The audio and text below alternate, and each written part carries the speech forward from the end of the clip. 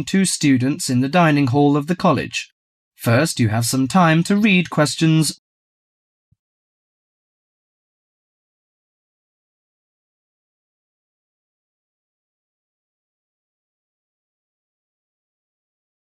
Now listen carefully to the conversation and answer questions. Hi Max, how are you? Hi Melanie, I'm fine. In fact, I'm preparing the coming holidays and I want to have a car tour with my friends. That sounds lovely. How is your preparation? Well, I haven't begun yet because I'm not quite sure how to rent a car and what the expense is like and something like this. Ha! You've run into the right person. I did the same last holiday and I can recommend it to you. I went to Avis Rent-A-Car Company, which is at 14A Dover Road, Oxford.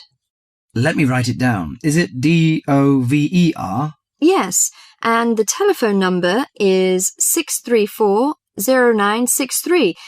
But if you book for the first time, dial another number with extension. That is 634-0853, extension 54. Okay, thank you very much. I'll have a try.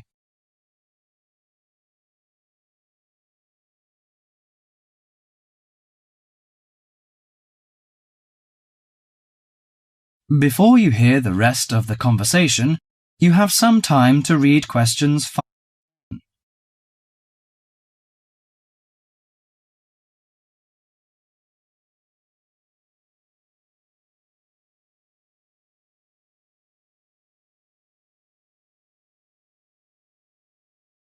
Now listen to the conversation between Max and the assistant.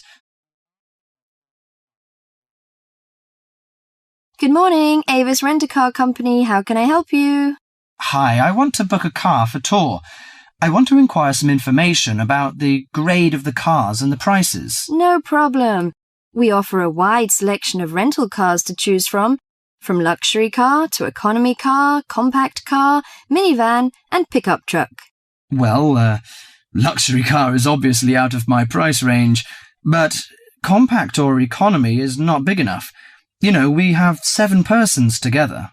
Well, how about a minivan? It's perfect for road trips and will make your journey feel like you're in a living room on wheels. I think that's good. Well, what does it feature? I mean, what facilities does it have? Unlike most minivans with manual transmission, the rental minivan cars have feature automatic transmission, air conditioning, and AM/FM stereo. If you drive a long, smooth way, you can use the cruise control, which will save you a lot of energy. Good. How much is the price? If you rent an intermediate one, it will cost you £55 each day. If it is standard, the cost is £45 per day. I think the standard is enough. Oh, we have a special 50% discount for weekends, from Friday to Sunday. But that doesn't apply to tax, recovery fees, and optional services. Well, what are the optional services? Well, they usually include some extra facilities, like first aid kit or something like that. I know. We plan to start off on Friday, so we have to prepare 1 day in advance. I want to book from 30th of April, which is Thursday, and it will end next Monday. Okay. Could you leave your name and the driving license number? My name is Max, and the license number is M9021. Okay. You can pick up the car on Thursday noon. Besides, we offer some optional services like street maps, flashlight, and sunsheet. What would you like to have? Flashlight is not necessary, I think. But street maps are useful, especially when we drive in a strange place. As for the sunsheet, I'd like to give that a miss. We don't want to spend too much extra money. Okay, Mr. Max, thank you for calling.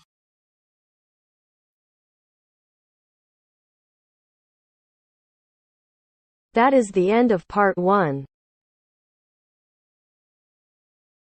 You now have half a minute to check your answers.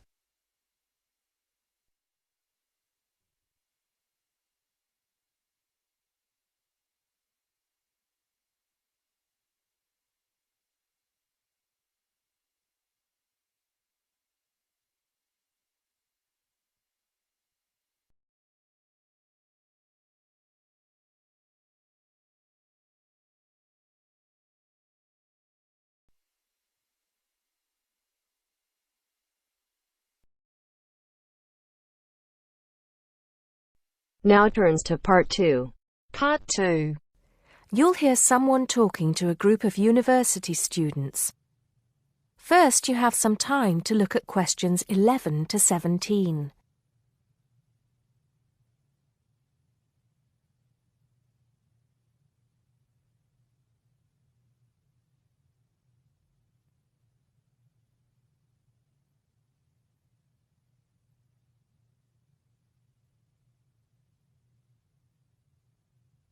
Now listen carefully and answer questions 11 to 17.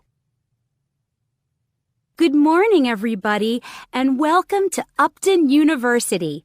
I hope you are settling in and beginning to find your way around. I know how confusing it can be when you start life at university, and that's why we have Freshers Week to help you find your feet. Before I go any further, I should perhaps introduce myself. My name is Sally Jackson, and I am the Secretary of the Students' Union, which has organized this week of events for you. You will usually find me in the office on the first floor of this building when I'm not attending lectures. Anyway, down to business. Of course, there are a few things that you are obliged to get done during your first week here. But once you've opened a bank account, if you haven't got one already, seen your director of studies to discuss which courses you are going to take, and signed up with a doctor, there will be plenty of time left to enjoy the events we have arranged for the week. And have we got a lot lined up for you? Throughout the week from Monday to Friday, every morning starting at 10 a.m., there will be orientation and welfare events. These will include tours of the campus, which, as you have probably noticed, is the size of a small town with 9,000 residential students, as well as sessions on developing study skills. We also have tours of Upton itself arranged for you, with a bus leaving from outside this building every afternoon at 5 o'clock. There are a number of interesting things to do and see in and around Upton, so you can expect visits to the castle and museum as well as the popular Ghost Walk.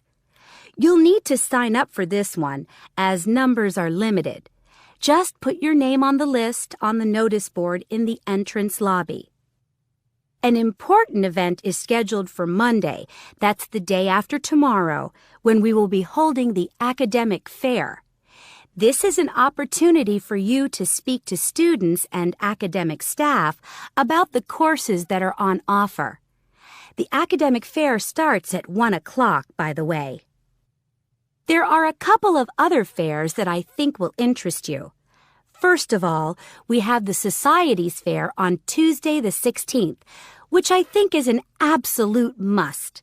You might not believe it, but the university has over 150 societies and sports clubs you can sign up for, so you are sure to find something of interest to you.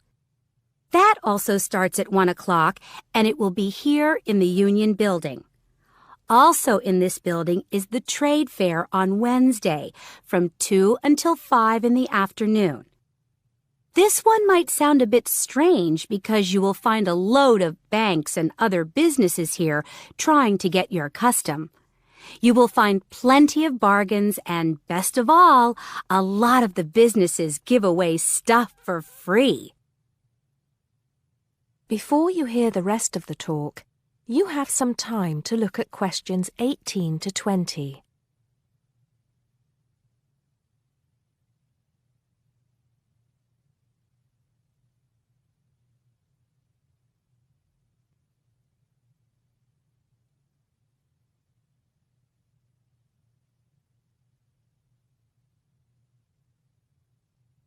Now listen and answer questions 18 to 20.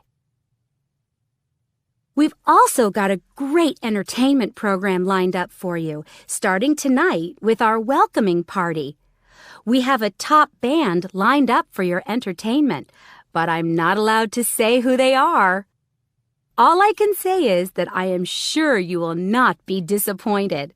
So come along to Blackmore Hall at 9 o'clock this evening to get your university experience off to a flying start. Just one point. I'm afraid this event is limited to freshers only. Because of space restrictions, you can't bring a friend tonight. Sorry about that. There's more fun and games on Monday in the Cotswold Theater here on campus. We have booked two of the cleverest comedians in the country, Paul Frazier and Jenny Brown, for a 3-hour show. Paul has assured us that he and Jenny have packed the show with new material, and as they always get rave reviews for their shows, I think we can look forward to an evening of great entertainment. That's in the Cotswold Theater on Monday evening at 7:30. Moving along a bit, on Thursday there is an important date for your diaries. This is the official Freshers opening ceremony, when the Dean welcomes you to Upton University. So remember, Thursday the 18th from 2:30 to 3:30 in Blackmore Hall. You certainly should go to this one, and by the way, light refreshments will be available. At the end of the week, on Saturday, you have the chance to dress up in your smartest evening wear for the official Freshers' Ball. Actually, although it's called a ball, it is quite a relaxed affair, so we are more than happy if you turn up wearing jeans and a t-shirt. The important thing is to relax and enjoy yourselves. Time and place are the same as for this evening's party. Blackmore Hall from 9 in the evening to 3 o'clock in the morning. Right. I think I've covered the most important and exciting events we have lined up for you, but there will be plenty of other things going on throughout the week, so remember to check the notice board in the entrance lobby regularly. Enjoy the rest of the day, and I look forward to meeting as many of you as possible this evening at the welcoming party. That is the end of part 2. You now have half a minute to check your answers.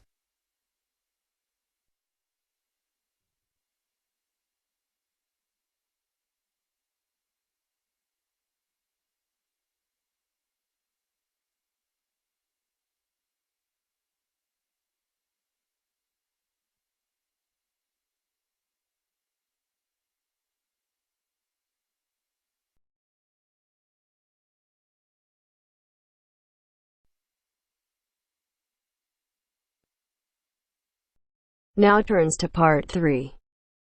Part 3. You will hear a discussion between 3 students, David, Joseph, and Carrie. In the first part of the discussion, they will be talking about lounges in different school buildings on campus. First, look at questions 21 to 24.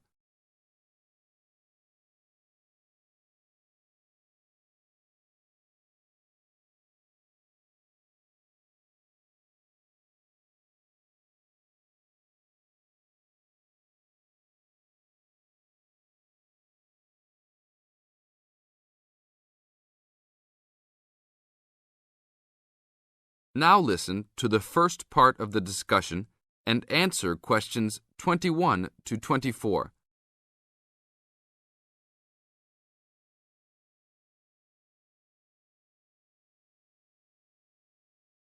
Hey, Joseph. Long time no see. How's it going? Oh, hey, David. It's going fine. I'm a little overwhelmed with all these new courses, but I'm hanging in there. Have you met my girlfriend, Carrie? No. Hi, Carrie. Hi, David. Joseph told me about you. You two had quite the time last semester in European history, I hear. Yeah, we like to hang out after class. Now it's a little harder, though. Lounges aren't as good as they were back there in Wilson Hall. Yeah, they had chairs, couches, and tables to put your stuff on. And that lounge was full. There must have been 25 seats in there. Really? The lounge in Jones Hall, where I have my communications course, only has about 10 chairs. It's awful. We all just stand around or leave. I wish we could hang out more. Well, Agriculture Hall is next door. Their lounge is on the first floor, and it has couches. I think there are about 6 of them, and they're comfortable and hardly used at all. That's not a good idea. Thanks. But don't go to lounge at Skidmore Hall. I don't even know why they call it a lounge. It's just 4 chairs in the corner of the main walkway. In the second part of the discussion, David, Joseph, and Carrie continue talking about conducting a survey. Before you hear the rest of the talk, you have some time to look at questions 25 to 30.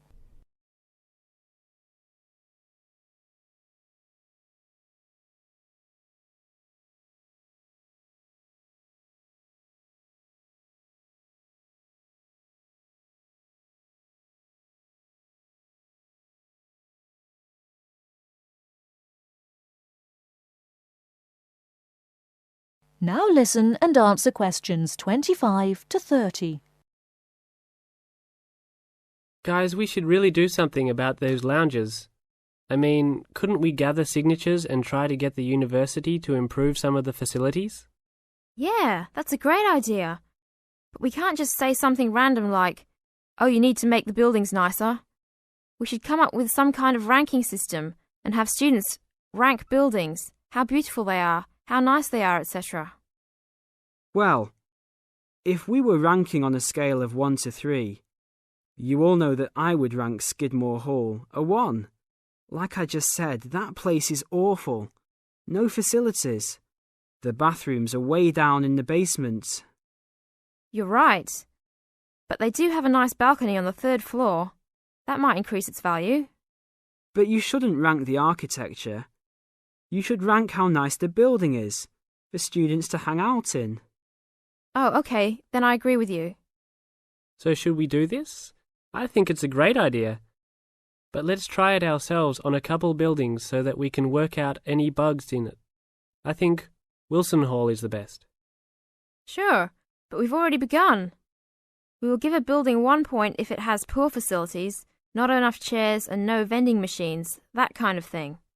And give a building 2 points if it is okay or acceptable. We can rank buildings that we really like as having 3 points. So like Joseph said, I think Wilson Hall is the best. It should have 3 points for sure. And Skidmore has a 1. Now what other buildings should we rank? How about Merris Hall? No, they're not done with that one yet. But it looks like that will be a good place to hang out. How about Agriculture Hall? You said something about that hall a bit earlier. Oh yeah, they have that lounge with couches that no one uses. But that might indicate that people don't hang out there for other reasons. They don't have any drink machines. That's why I never go there. Oh, well, then I think it's an average building. Let's give it the middle ranking. I agree.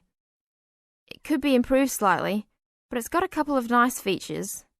I like that lounge in that 3rd floor, for example, but the stairs are too short. I always trip when I'm walking up them. This ranking is getting complex. Okay, one building we haven't talked about is Canton Hall. What do you guys think of Canton? Is that next to the law building? Yep. It's got this excellent connecting corridor with chairs and desks to relax and work at. The cafeteria there is great too. I think that place is just as good as Wilson. Well, I've only been there once, and didn't know that was what it was called. It was kind of confusing, and it's kind of far for me to go, but I liked it. So I'll give it the middle ranking. 2 points because it had nice facilities, but a poor and confusing layout. Oh, Joseph, you like Canton Hall? I hate that place. It's so mechanical, cold and impersonal. The furniture is nice, sure, but it's the last place on campus I would go to. I give it a 1. Interesting. Well, let's write this little survey up and start passing it around. I don't have time to type it up. Can you? Sure. I'll do it after my biology class. Should we meet up at Wilson tonight around 8? Sure. No problem. We'll see you then.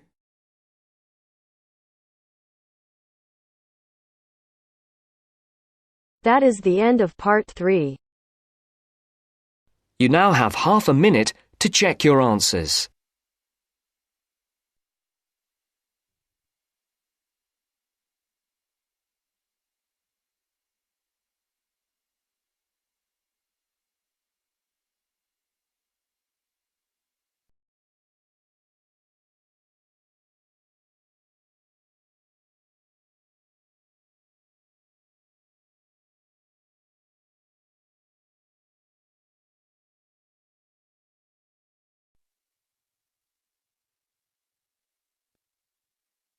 Now turns to part 4. Part 4. You are going to hear a conversation between two students about studying abroad. First, you have some time to look at questions 31 to 40.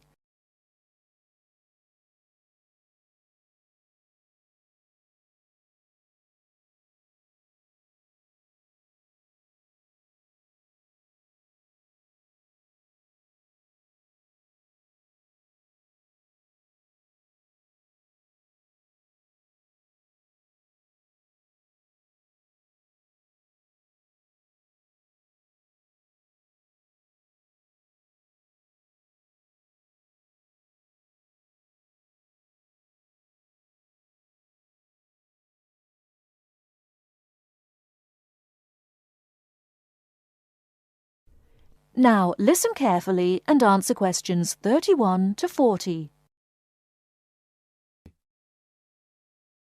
Hey Mary, how's school going? Haven't seen you in a while. What have you been up to? John, good to see you again. I've been really busy the last couple of weeks. I'm applying to study abroad next year. Really? So am I. I think it will be a great experience to be able to study in another country. What country do you want to go to? At first I wanted to study in Africa, but my parents really don't want me to go there because they think it will be dangerous. So now I'm thinking about going to Spain, Italy or Japan. Actually, I think Africa would be a fascinating place. I would want to go there to visit. Maybe not to study, but definitely I would want to go visit. For next year, I want to go to either China or Germany to study. But my parents can't afford any European countries. So maybe... Why China or Germany? Well, I want to go to China because I think it's a really interesting country with a long history. Plus, it has been changing so much, and I think it is a great time to be there. I really want to improve my Chinese also, and I've been taking Mandarin courses the last 2 semesters. I would want to go to Germany because my mother is German, and I want to learn more about my cultural background. How about you? Why the countries you chose? Well, I want to go to a Spanish-speaking country. I took Spanish in high school, so I figure if I go to a Spanish-speaking country, I'll be better off knowing some of the language already.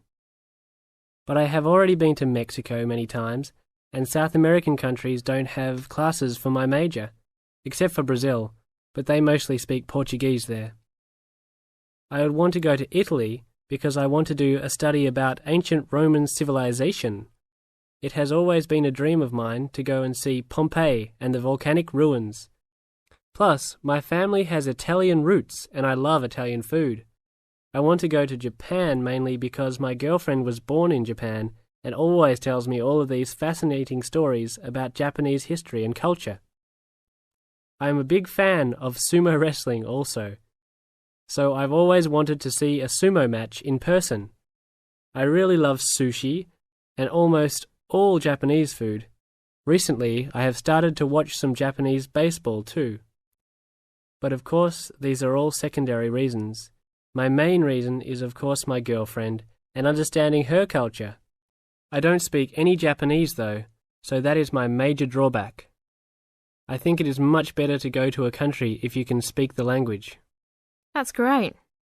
When do you have to decide by? I have to finish all my applications this week. I'm really stressed trying to finish everything, on top of all my schoolwork. I'm almost done with my applications. I just have to finish the Italy application. I think my last choice is Italy, so I'm doing that one last. How long do you want to go for? I think I'm only going to go abroad for 1 semester, or else I won't be able to graduate on time. I have many classes left until I can finish my degree, and I'm not sure if I will be able to take them studying out of the country. I think I might be able to study in Spain because my Spanish is fluent, but definitely not in Italy or Japan, unless they have classes offered in English. I want to go for a year. I've heard that it's better to go for a year because you get a full experience and get a better grasp on the language. But I understand that most people can't finish their degree in time. It was hard trying to decide which country I would rather go to, but I think my first choice is to go to China. I know Germany will be great also. Either way, I will be thrilled to have the opportunity to study there. What's your first choice? I really don't have one. Actually, I think I'm like you. Just being able to study in another country will be great. Either Japan or Spain will be awesome. Italy will be awesome too. But I've been there a bunch of times, so I think I prefer to go somewhere else. Sounds exciting. We'll have to go to class now. It was great talking to you again. See you around next time? Yeah, sure. See you around. Hope that everything goes well. That is the end of part 4. You now have half a minute to check your answers.